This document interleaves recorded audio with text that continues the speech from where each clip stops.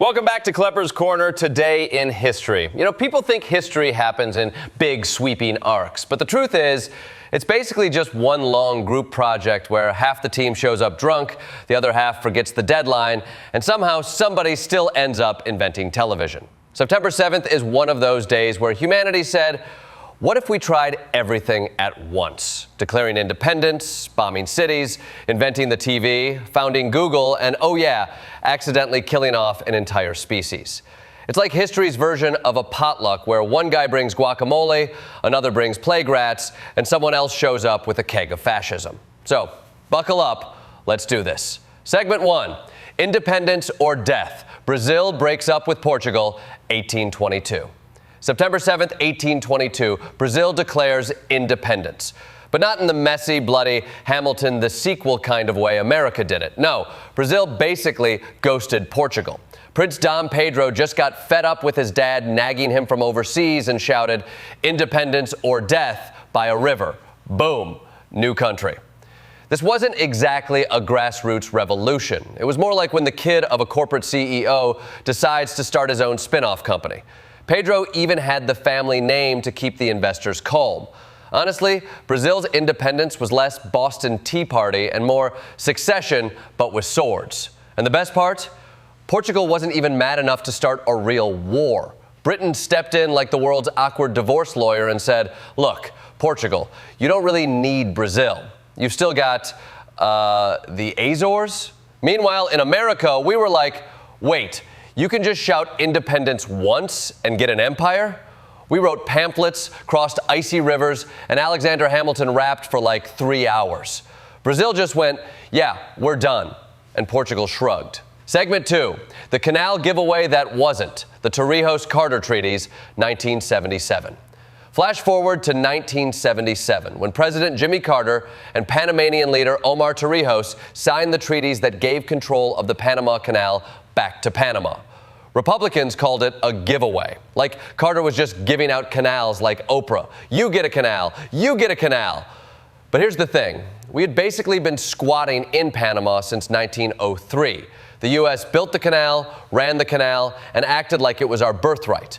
Like the Panama Canal was the world's longest slip and slide. By the 1970s, Panama was tired of being cut in half by Uncle Sam. Carter said, fine, you can have your canal back. In 22 years. That's right. America gave Panama a breakup notice with the world's longest move-out clause. And the Senate barely passed it, 68-32, which means 32 senators were like, no way, we're holding on to this glorified water park forever. Meanwhile, Carter thought, maybe if we stop looking like colonial overlords, Latin America will like us again. Spoiler, they did. Segment 3, Black Saturday, the Blitz begins, 1940. September 7th, 1940, the Blitz begins. Germany decides, hey, let's bomb London until they cry uncle. They called it terror bombing. Londoners called it Tuesday. That first night, 430 civilians were killed, thousands injured, and entire neighborhoods leveled. Hitler thought this would break Britain's spirit. Instead, it made everyone more stubborn. Because if there's one thing the British love more than tea, it's being unreasonably defiant in basements. The government told citizens, keep calm and carry on. Translation, sure, the entire East End is on fire, but please don't panic until after tea time. Ironically, Hitler's tantrum gave the Royal Air Force breathing room. Instead of bombing airfields, the Luftwaffe went after civilians, which is basically like playing chess and deciding, instead of taking your queen, I'm going to attack your pawn's shoe collection. Segment 4, the Battle of Borodino. Pyrrhic victory of the Pyrrhic victories, 1812. September 7th, 1812. Napoleon fought the Battle of Borodino in Russia. It was the bloodiest day of the Napoleonic Wars. 70,000 casualties in one day.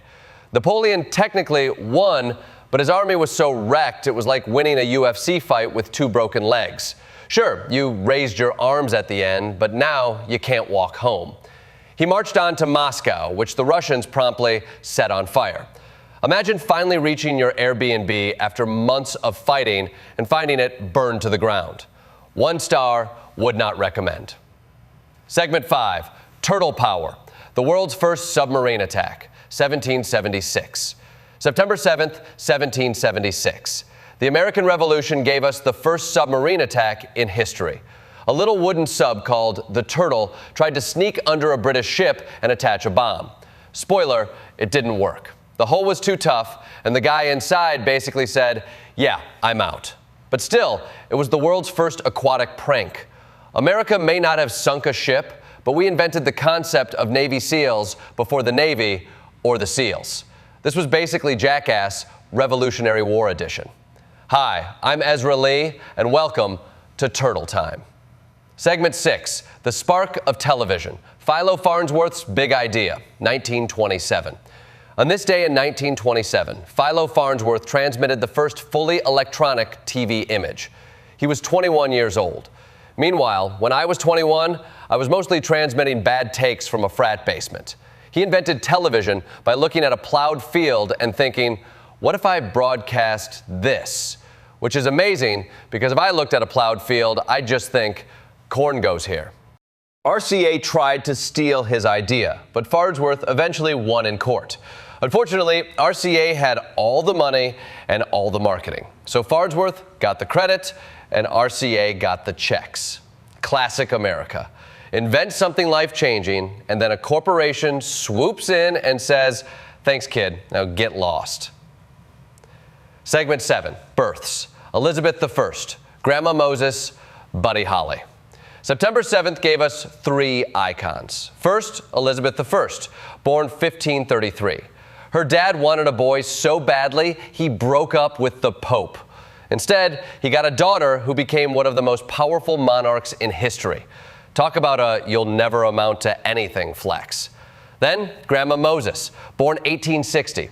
She started painting at 78, which means every time you think, "I'm too old to start something new," remember, this woman basically launched a second career when most people are arguing with the pharmacy about their prescription plan. And finally, Buddy Holly, born 1936. The guy who made nerd glasses cool decades before Warby Parker.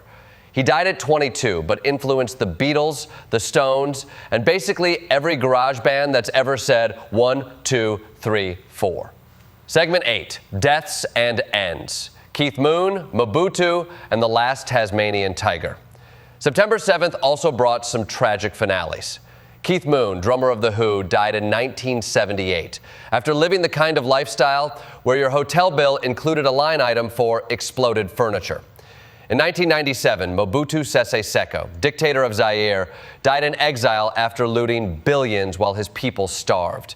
He basically treated a whole country like it was his personal piggy bank. His motto might as well have been, "Make Zaire poor again." And in 1936, the last known Tasmanian tiger died in a zoo, extinct because humans hunted them out of paranoia over sheep. Imagine explaining that to your kids. "Yeah, sweetie, we killed an entire species so Karen's flock wouldn't stress out." Segment 9, Google, ESPN, and other modern twists. September 7th also gave us ESPN in 1979, the first channel dedicated entirely to sports. Before that, if you wanted to watch sumo wrestling or bowling at 3 a.m., you had to go outside and actually do it. And in 1998, 2 Stanford nerds founded Google. At the time, it was just a search engine. Now, it's the company that decides what you see, what you don't see, and whether your Gmail goes straight to spam. You think Dom Pedro started a nation with one sentence? Google started an empire with one search box. In conclusion, so that's September 7th, a day that gave us independence and oppression, invention and extinction, rock and roll and dictators in leopard hats. It's proof that history isn't neat. It's messy, contradictory, and occasionally involves a wooden submarine trying to screw a hole in a British ship. But if September 7th teaches us anything, it's this. Humanity is capable of the best and worst on the same calendar square. One minute you're inventing TV, the next you're killing the last Tasmanian tiger, which is basically the human condition. Sometimes brilliant, sometimes terrible, often both before lunch. Thanks for joining me on Kleppers Corner. Remember, history isn't just in the past. It's happening right now, probably on Google.